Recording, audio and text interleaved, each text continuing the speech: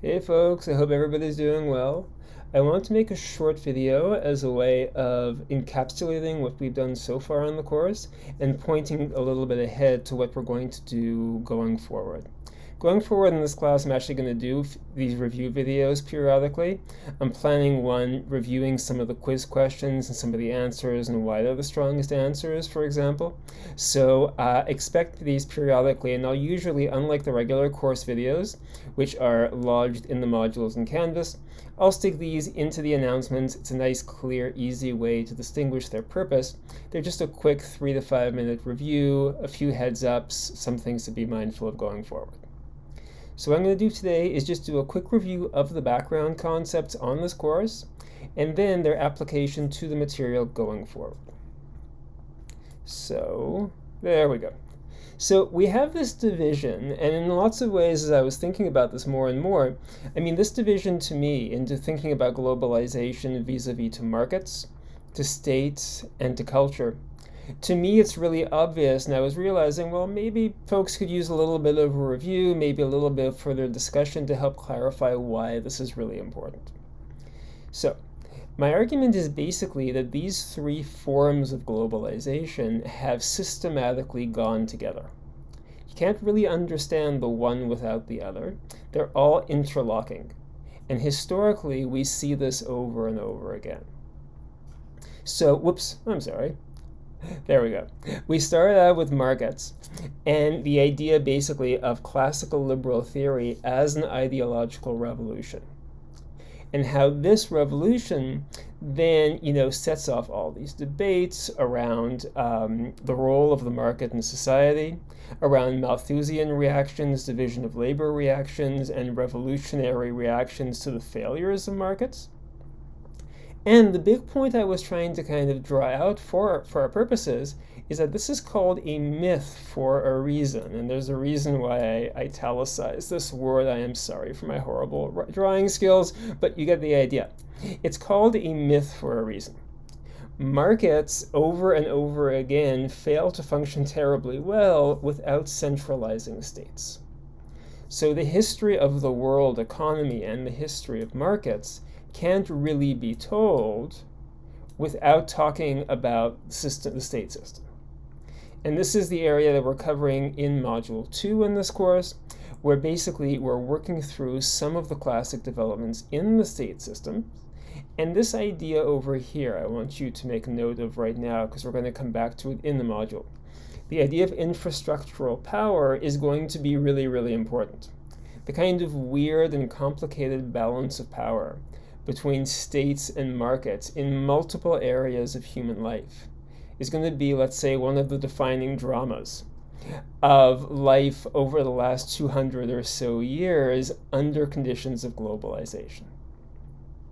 When we get, and I'll kind of come to this in the next slide, when we get to questions about inequality, for example, the precise balance between what markets should do, what states should do, how do we know, is actually going to be very central to the issue. And then, of course, states are powerful drivers of globalization, but even states wind up borrowing ideas about how to get along and how to govern things from this notion of world society. And this is going to be central to the second half of Module 2, the idea that states don't just kind of work things out inside their boundaries all by themselves. They rely on global norms and on world cultural understandings of rights. Excuse me. They rely on world cultural understandings of rights. And over time, this is going to be really important because it becomes a matter of bringing around things that either states cannot do or do not want to do because it would be unpopular. And a classic example of this is environmental regulation, which states, can have a little bit of an awkward relationship to sometimes. On the one hand, yes, environmental regulation is seen as a normal function of the modern state. And on the other hand, governments don't want to be unpopular by pushing through measures that people might not like. And so world society becomes kind of a locus of ideas that then get adopted back into states and even in some cases of experts. And this is actually something we're going to come back to a bit later again. People who cut their teeth, so to speak, in NGOs, INGOs, build their careers and their competencies, then in turn get hired by national governments to actually make policy and draw on some of these experiences. So this is what I'm talking about. When I talk about these three ideas, this is why they're important. They all define, each in their own way, what globalization has come to mean. And each one shapes the other in a way that's not really, you can't really separate the one from the other. And how this is going to be relevant to us going forward in this class. So after these background modules are done, after our module 0, 1, 2 is all over, we're going to be talking about basically about globalization and the world economy. We'll talk about some of the organizational principles of the world economy, commodity chains, global marketing strategies, stuff like this. And then from there, we'll get into the issue of inequality. This is actually a short reading that you'll have by Branko Milanovic, the Serbian economist who has gotten really famous for a number of books he's written on global inequality. And of course, inequality immediately gets us back into these questions of what states can and cannot do to redress, solve, grapple with inequality under conditions of globalization. So at that point, we need to start talking about the state, and specifically the role of NGOs to help address issues of inequality, environmental degradation, and let's say the social and cultural life of economic development. Economic development, as we're going to see in a later module, isn't just a matter of bringing GDP to make it bigger or something like this.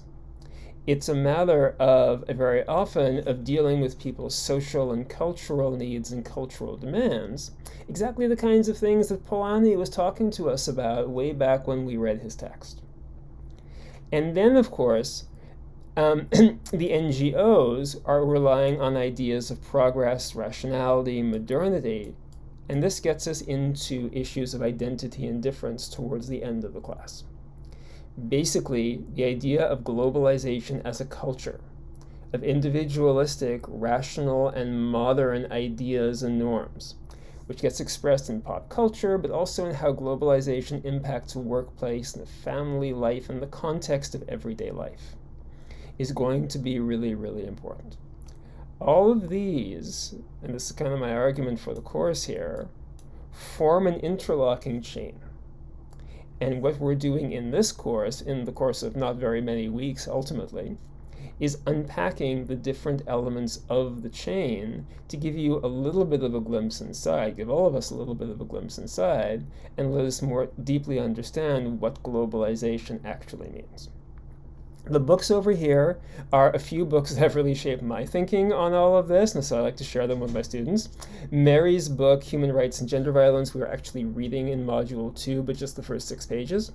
Milanovic's book, like I said, Global Inequality. He also has a more recent book out titled Capitalism Alone. And The Myth of the Rational Market by Justin Fox is actually the book that really got me thinking about the idea of market rationality and how it's changed and been defined over the years.